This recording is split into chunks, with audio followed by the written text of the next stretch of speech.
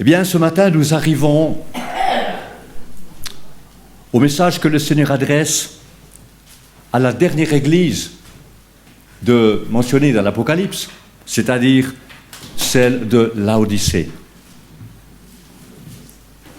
Peut-être un petit rappel des 6 premières églises.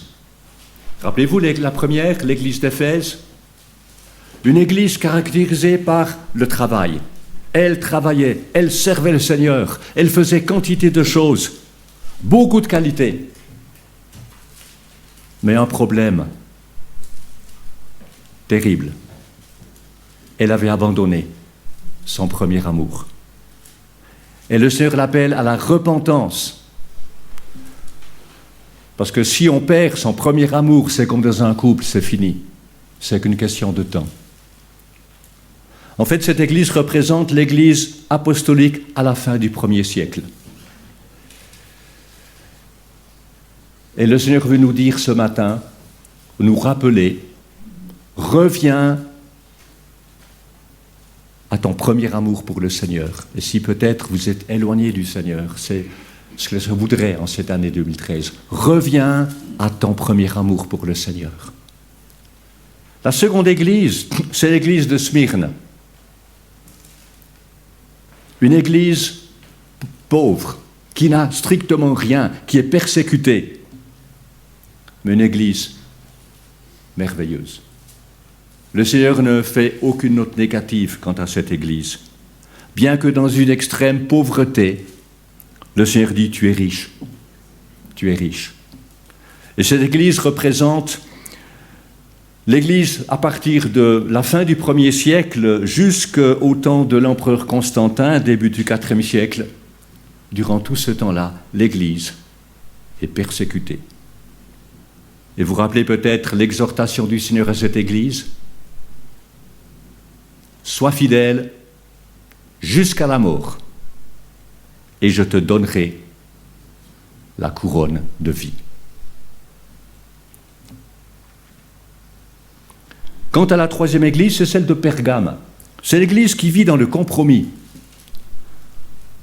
Parce que maintenant, l'église est unie à l'État avec Constantin. Il n'y a plus les persécutions. Mais elle a perdu son caractère séparé. Progressivement, il y a un abandon de la doctrine chrétienne, doctrine biblique, vers un amalgame entre théologie chrétienne et philosophie païenne. Et là aussi, le Seigneur appelle cette Église à la repentance, à revenir au Seigneur et à sa parole. Et historiquement, eh bien, cette Église représente la période depuis l'empereur Constantin, 4e siècle, jusqu'au 6e siècle. La 4e Église à laquelle le Seigneur s'adresse, c'est l'Église de Thyatire. C'est l'Église impure. Historiquement, cette église représente l'église romaine, au Moyen-Âge, où il y a un mélange de christianisme, de philosophie païenne et de rites religieux. Beaucoup de rites. Beaucoup de rites. Et l'œuvre du salut, qui est uniquement par la foi en Jésus-Christ, est éclipsée. Mais, et pour la première fois, le Seigneur mentionne dans l'église un petit groupe de croyants qui sont restés fidèles au Seigneur et à sa parole. Et le Seigneur leur dit, ce que vous avez, tenez-le fermement, jusqu'à ce que je vienne. Nous arrivons ensuite, vous le savez, à l'église de Sardes. L'église est morte.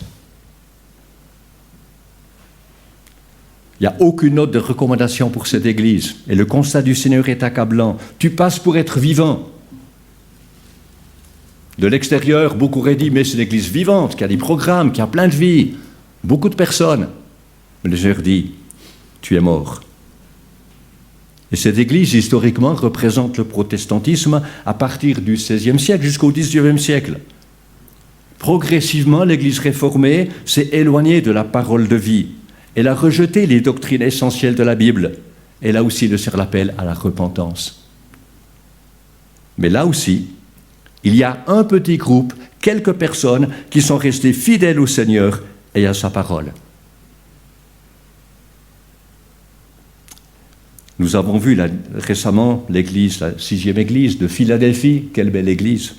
Une église fidèle au Seigneur et à sa parole. Historiquement, elle représente l'église missionnaire à partir du 19e siècle. Et la promesse du Seigneur, vous vous rappelez, j'ai mis devant toi une porte ouverte que personne ne peut fermer. Il dit aussi à cette église, je te garderai de l'heure de l'épreuve qui va venir sur l'humanité entière. Et le Seigneur exhorte les fidèles en disant, tiens ferme ce que tu as afin que personne ne prenne ta couronne. Et c'est le danger pour nous tous. De bien marcher, de bien courir pour un certain temps, puis peu à peu, on laisse un peu tout tomber, on s'éloigne du Seigneur. Et le risque de perdre sa couronne. Non, tiens fermement ce que tu as. Mais maintenant, nous allons écouter les paroles du Seigneur qu'il adresse à l'église, la 7e, la dernière, l'église de Laodicée. Et vous le trouvez dans votre Bible, dans l'Apocalypse, au chapitre 3. Et je lis les versets 14 à 22, dans la version second 21. Écris à l'ange de l'église de Laodicée, voici ce que dit l'Amen, le témoin fidèle et véritable, l'auteur de la création de Dieu. Je connais tes œuvres. Je sais que tu n'es ni froid ni bouillant, si seulement tu étais froid ou bouillant. Ainsi, parce que tu es tiède, et que tu n'es ni froid ni bouillant, je vais te vomir de ma bouche. En effet, tu dis, je suis riche, je me suis enrichi, et je n'ai besoin de rien. Et tu ne sais pas que tu es malheureux, misérable, pauvre, aveugle et nu. Je te conseille donc d'acheter de moi de l'or purifié par le feu, afin que tu deviennes vraiment riche, des vêtements blancs afin que tu sois habillé et qu'on ne voit plus la honte de ta nudité, ainsi qu'un remède à appliquer sur tes yeux afin que tu vois. Moi, je reprends et je corrige tous ceux que j'aime, aie donc du zèle et repens-toi. Voici, je me tiens à la porte et je frappe. Si quelqu'un entend ma voix et ouvre la porte, j'entrerai chez lui, je souperai avec lui et lui avec moi. Le vainqueur, je le ferai asseoir avec moi sur mon trône, tout comme moi aussi j'ai vaincu et me suis assis avec mon Père sur son trône. Que celui qui a des oreilles écoute ce que l'Esprit dit aux églises. Vous avez premièrement la description du Seigneur dans ce verset 14. Voici ce que dit l'Amen, le témoin fidèle et véritable, l'auteur de la création de Dieu. Rappelez-vous que la façon dont le Seigneur se présente à chaque église est en rapport avec l'état spirituel de cette église.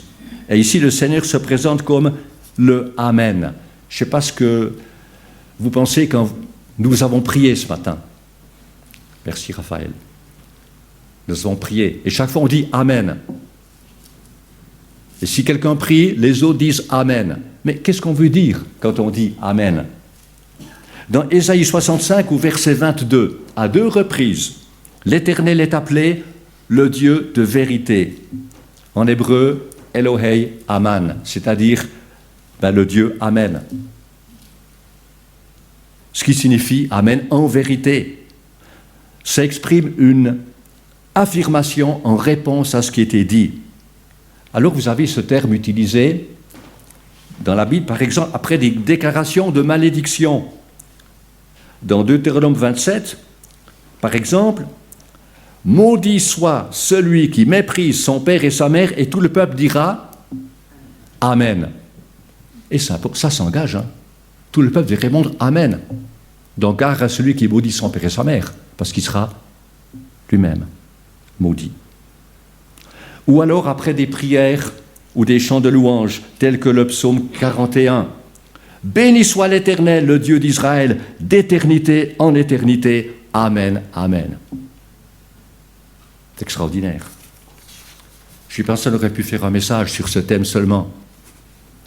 Mais voilà, on ne va pas terminer là quand même. Donc, le verbe hébreu, aman, a le sens de certitude.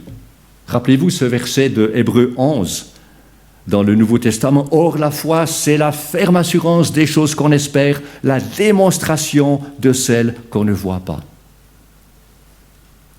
Si vous êtes une femme ou un homme de foi, votre vie devrait être, pour tous ceux qui vous entourent, une démonstration de la vie de Jésus. Tout à l'heure, je vais citer l'exemple, le témoignage du Sadhu Sundar Singh. Peut-être vous connaissez, vous avez peut-être lu sa biographie. C'est assez, j'ai lu pas tout, mais une partie ces jours précédents, et c'est tout simplement saisissant. Je veux simplement dire ceci ici. Bien, il a été invité, il est parti en Occident, en Amérique. Et là, lors d'une rencontre chrétienne, la salle où il était, c'était toujours plein à craquer. Eh bien, il y avait une maman avec sa fillette de 4 ans. Et le sadhu, donc un hindou qui s'est converti, il a porté la parole, et après, la fillette regarde cet homme, elle se tourne vers sa maman et elle dit, « Dis, est-ce que c'est Jésus ?» Mais ça montre le type, le personnage, n'est-ce pas? Sa vie marquait. Mais il prenait du temps pour prier. Il prenait du temps pour méditer. Il savait s'éloigner de tant de choses du monde. Comme souvent il était au Tibet, et là il était seul dans l'Himalaya, seul avec le Seigneur. Et le Seigneur lui parlait, nourrissait son cœur. Alors quand il rencontrait les hommes, c'était vraiment dans la plénitude du Saint-Esprit. Et pas comme nous qui sommes trop occupés à courir.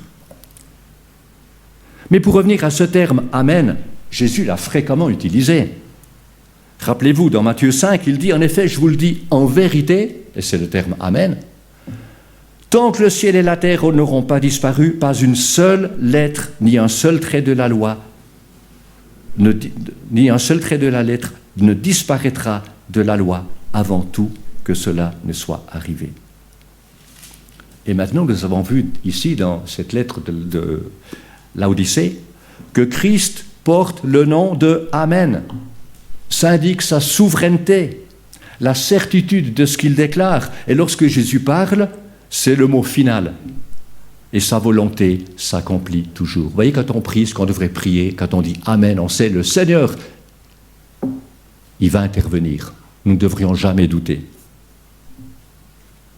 Donc, lorsque nous prions et que nous terminons par le mot « Amen », ça devrait exprimer de notre cœur une certitude entière.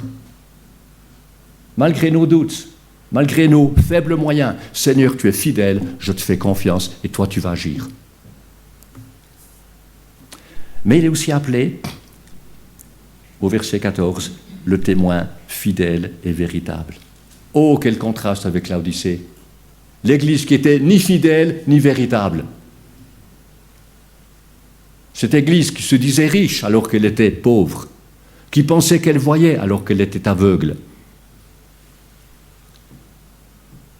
Mes amis, si nous sommes enfants de Dieu, soyons fidèles, des personnes sur qui on peut compter, et soyons vrais, authentiques. Que celles et ceux qui nous voient puissent témoigner. C'est un enfant de Dieu. Il marche dans la vérité. Il connaît Dieu. Simplement en voyant notre vie, parce que nous sommes vrais, nous sommes authentiques et nous sommes fidèles. C'est tellement important. Et puis, le Seigneur a ce troisième titre, l'auteur de la création de Dieu, ou comme le dit Second, littéralement, le commencement de la création de Dieu. Ce qu'il va voir, c'est que ce que le Père est, le Fils l'est. Dans l'Apocalypse 21, au verset 6, c'est Dieu le Père qui dit « Je suis l'alpha et l'oméga, le commencement et la fin. » Lui qui, on sait, n'a ni commencement ni fin. Quant à Jésus-Christ, dans l'Apocalypse au chapitre 22, verset 13, il dit, exactement comme le Père, « Je suis l'alpha et l'oméga, le premier et le dernier, le commencement et la fin. » Ainsi le Fils, tout comme le Père, est le commencement de toutes choses. Il est l'origine de toute chose. Comme le dit Colossiens 1. Christ est appelé le commencement, le premier-né d'entre les morts, afin d'être en tout le premier. C'est extraordinaire que ce terme. Extraordinaire. D'ailleurs, dans la Genèse, chapitre 1, verset 1, vous vous rappelez, il est dit, qu'est-ce qu'il est dit? Au commencement. Et si vous prenez la Septante, donc la traduction grecque de l'hébreu, c'est le même terme, arché. Au commencement. Qu'est-ce qu'il y a au commencement? Dieu. Le Père, le Fils et le Saint-Esprit, qui n'ont ni commencement ni fin. Il est avant toute chose. Extraordinaire ce terme. Cette église de Laodicée qui pensait tout savoir, tout connaître, n'avoir aucun besoin, s'est dit, mais tu sais rien. Moi qui suis de tout temps et qui vois, tu sais rien. Tu ignores ton état. Alors nous passons au point 2, les reproches du Seigneur. Versets 15 et 16. Le Seigneur dit, je connais tes œuvres, je sais que tu n'es ni froid ni bouillant. Si seulement tu étais froid ou bouillant. Ainsi, parce que tu es tiède et que tu n'es ni froid ni bouillant, je vais te vomir de ma bouche. Je connais tes œuvres. Rien n'est caché devant Dieu. Il sait tout de moi, il sait tout de l'église de Laodicée, et il n'y a rien qu'il puisse recommander. N'est-ce pas terrible? Il n'y a pas une seule recommandation. C'est une église, en fait, qui a choisi le chemin de l'apostasie. Alors, face à ce constat, peut-être il serait facile de penser que ce message, ça ne nous concerne pas. On n'est quand même pas des apostats, non? Alors on pourrait peut-être, je pourrais donner la parole à Raphaël qui termine le culte. On peut dire, ça c'est pas nous. Mais vous vous rappelez, le Seigneur termine chaque lettre par ces mots, que celui qui a des oreilles écoute ce que l'Esprit dit aux églises. Nous avons des oreilles,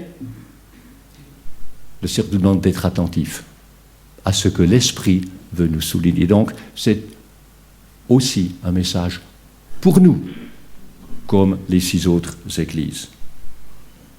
En fait, c'est l'église ici, la lettre la plus sévère des 7. Et le constat du Seigneur est sans appel. Tu n'es ni froid ni bouillant. Ici, le Seigneur mentionne 3 états spirituels. Premièrement, froid. C'est quoi froid? Froid, c'est l'état spirituel de la majorité des gens. Ils sont indifférents à l'Évangile. Mais pourtant, par la grâce de Dieu, beaucoup de ces personnes-là se tournent vers le Seigneur. C'est ça qui est merveilleux. Des personnes qui ne veulent rien savoir. Eh bien, Dieu les touche par le salut.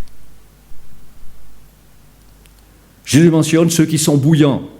C'est des personnes qui ont reçu Jésus-Christ et qui veulent marcher avec lui, qui se laissent remplir du Saint-Esprit et conduire par l'Esprit Saint, qui sont à l'écoute du Seigneur. Et ces personnes ont un véritable témoignage. Mais voilà, le Seigneur mentionne cet état qui ne devrait pas être tiède. Ce sont des personnes qui ont manifesté un certain intérêt pour les choses de Dieu, pour la Bible. Quelque part, ces personnes étaient touchées par l'Évangile. Mais on ne sait pas, est-ce qu'elles sont chrétiennes ou pas? Parce que dans leur vie, on ne voit rien qui a changé. Pourtant, elles ont un certain respect des choses de Dieu. Et c'était la condition de l'Église à Laodicée. Vous savez ce que le Seigneur déteste? Ce n'est pas le fait qu'une personne passe peut-être par un temps de tiédeur. Ça peut arriver. Mais c'est de s'installer dans cette tiédeur et ça devient un état permanent. On se dit, oui, la Bible, c'est bien, puis Jésus, oui, puis Dieu, puis tout.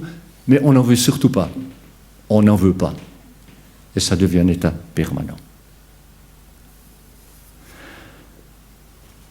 Et puis, le Seigneur dit, et c'est un jugement terrible, je suis sur le point de te vomir de ma bouche. On ne peut pas se rendre compte que... Alors ça indiquerait clairement qu'il n'appartient pas à Dieu. Jamais le Seigneur dirait ça d'un enfant de Dieu, même s'il vit pas selon Dieu. S'il est enfant de Dieu, Dieu va vomir personne de sa bouche qui lui appartient. Mais si les médias étaient là, comme on les a au XXIe siècle, si les médias étaient là et pouvaient parler de cette Église, qu'est-ce qu'ils diraient? Ben, je pense qu'il dirait, mais c'est une église qui a l'art du compromis, qui est tolérante, qui est bien intégrée dans la société. Ce serait que des compliments. Alors c'est ce que l'Église disait. Mais je suis riche, je me suis enrichi, tout va bien.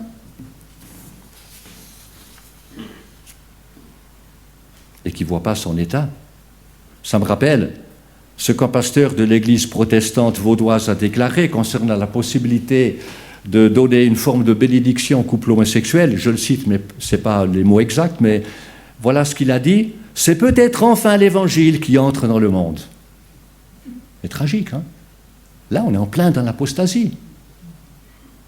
Le mal devient bien. On tolère ce que Dieu déteste.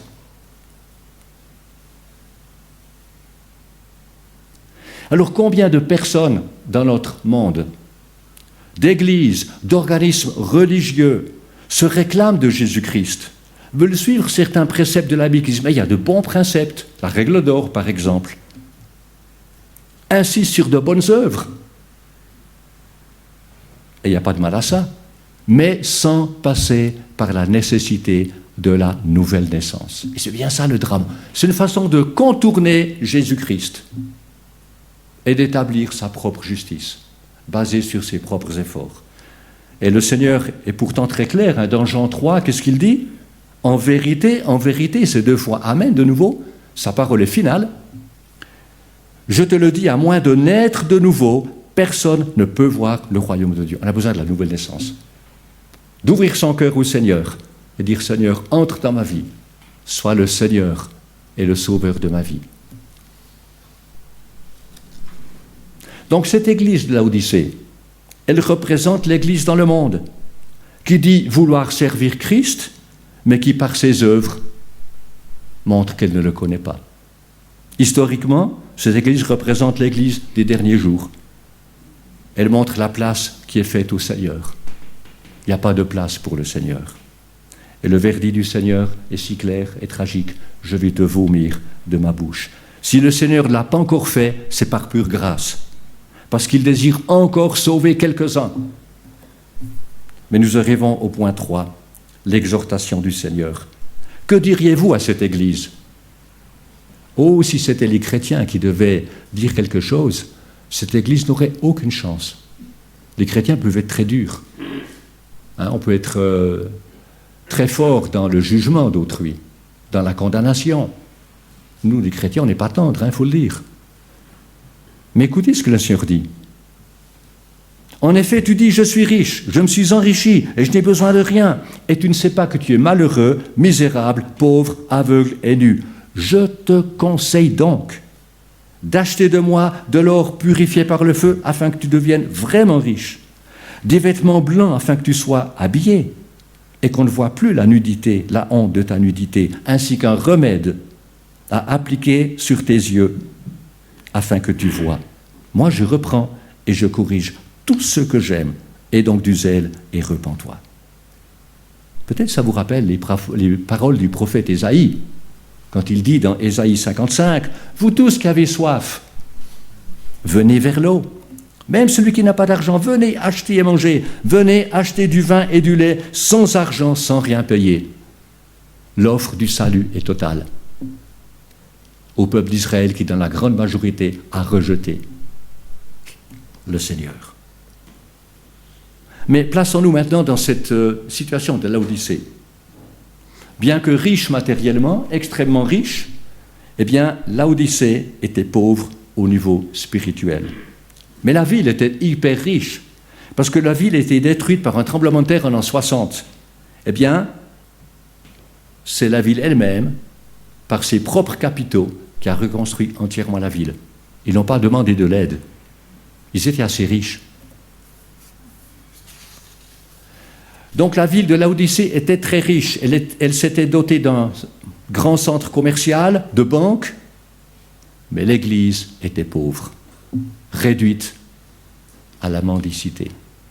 Vous vous rappelez les paroles du Seigneur à l'église de Smyrne ? Tu es pauvre, c'est-à-dire tu n'as pas un sou, tu es comme un mendiant, mais pourtant tu es riche. C'est le même terme que le Seigneur emploie ici. Tu es comme un mendiant, Laodicée, toi qui te dis si riche.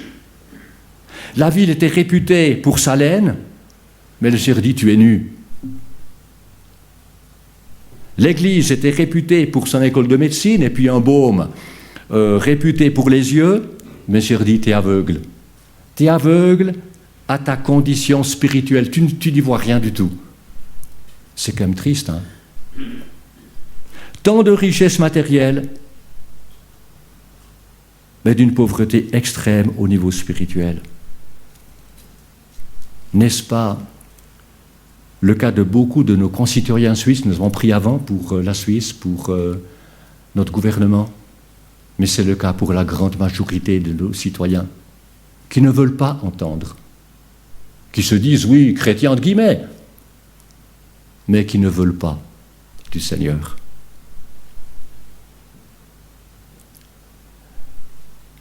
Un peuple qui a beaucoup de qualités humaines, un travail soutenu, beaucoup de créativité. C'est magnifique, toutes ces qualités. Une certaine, qu'on peut dire, une certaine humilité. Je crois que c'est les médias, je ne sais plus dans quel pays, qui demandent, Fédéré, mais pourquoi vous êtes comme vous êtes, plein d'humilité, le succès ne monte pas à la tête, etc.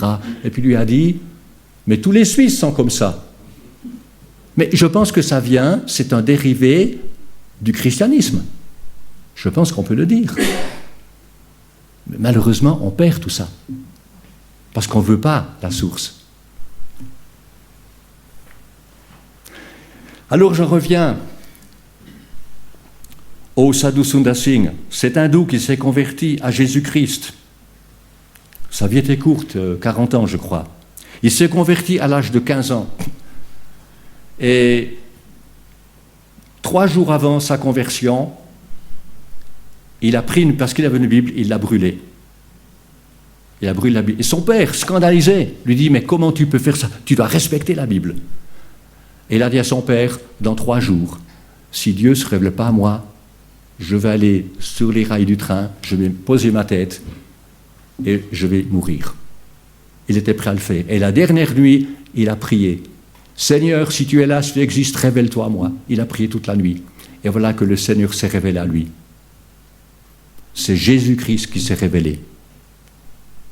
Mais il s'est converti, sa vie était changée, il a couru réveiller son père tout tenait, mais comment, il y a 3 jours, tu brûles la Bible et maintenant tu dis que tu es chrétien?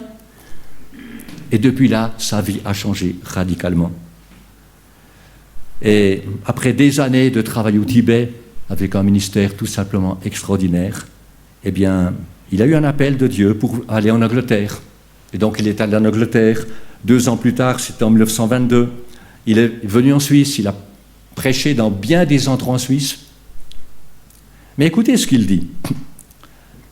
Les peuples de l'Occident, qui ont reçu tant de bénédictions du christianisme, les ont perdus parce qu'ils ont mis leur confiance dans les choses matérielles et dans tout ce que le monde peut donner.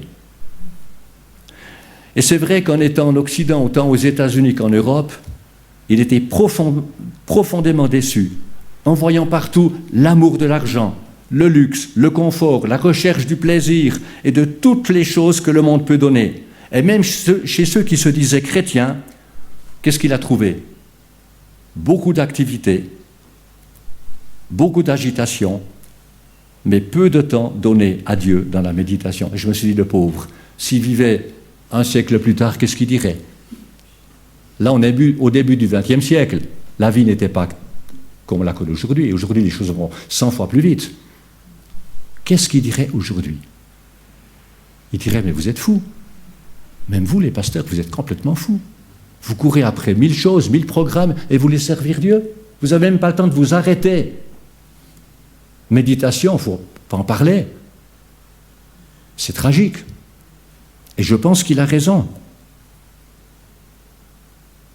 Comme il dit, les hommes de l'Occident étaient si occupés qu'ils avaient laissé la prière de côté dans leur vie journalière. Et c'est vrai, merci d'avoir cité la prière ce matin, une petite prière le matin en prenant son café, ou à midi, ou avant le repas, ça ne suffit pas. Dieu veut qu'on prenne du temps à ses pieds, à son écoute. Et il a déclaré, un pasteur suisse, « Vous êtes dans une trop grande hâte. Vous n'avez pas le temps de prier et de vivre. » Il a raison. Même étant oriental, il y a plus l'accent sur la méditation, mais le fait est réel. Un autre pasteur qui lui demandait ce qu'il fallait faire pour que son travail soit fructueux, soit efficace, Sundar a répondu « plus de prières ». Pour trouver Dieu, nous devons faire silence. Dans l'agitation et la fièvre de la vie, il se tait. C'est saisissant ça. Combien de fois Dieu se tait? Parce qu'on n'a pas le temps de l'écouter. On ne peut pas dire à Dieu, Seigneur, j'ai 5 minutes. Montre-moi que faire. Dieu n'agit pas selon ces principes-là. Il faut savoir supprimer bien des choses secondaires pour trouver le temps de prier. Est-ce que nous allons le faire cette année 2013? Revenir à cette priorité. Je ne sais pas où vous aimez prier, peut-être chez vous, à genoux. Moi, j'aime beaucoup prier dans la nature. J'aime bien même prendre le vélo, puis aller loin, puis là, vous êtes tranquille. Pas de téléphone, pas d'intel, pas de SMS. Et là, vous prenez le temps d'un dialogue avec Dieu, de prendre un demi-jour. Vous êtes loin de tout, vous êtes inatteignable. Ça, c'est une qualité, être inatteignable. Aujourd'hui, il faut toujours qu'on soit connecté. On est toujours dans un esprit d'agitation. On doit veiller. On doit veiller. Maintenant, la question qu'on se pose face à cette église de Laodicée, est-ce que les personnes auxquelles le Seigneur s'adresse sont véritablement enfants de Dieu ou pas? Certains diront oui, puis d'autres diront non, pas du tout. Je pense que le point que le Seigneur fait ici est le suivant. Il s'adresse à celles et ceux qui ont fait une certaine profession de foi, mais dont la vie ne montre en rien qu'ils sont enfants de Dieu. Et là, il faut se remettre en question. Et Jésus leur lance ce dernier appel. Moi, je reprends et je corrige tous ceux que j'aime. Aie donc du zèle et repens-toi. Et ce matin, si vous n'êtes pas sûr à 100% d'appartenir au Seigneur, ces paroles du Seigneur s'adressent à vous. Venez à lui, tel que vous êtes, pas d'abord, il faut d'abord me réformer, changer certaines mauvaises âmes. Mais non, vous venez tel que vous êtes au Seigneur. Seigneur, j'ai besoin de toi. Tu as donné ta vie pour moi, on l'a chanté. Ressens-moi comme ton enfant, pardonne-moi, sauve-moi. Et le Seigneur avec joie le fera.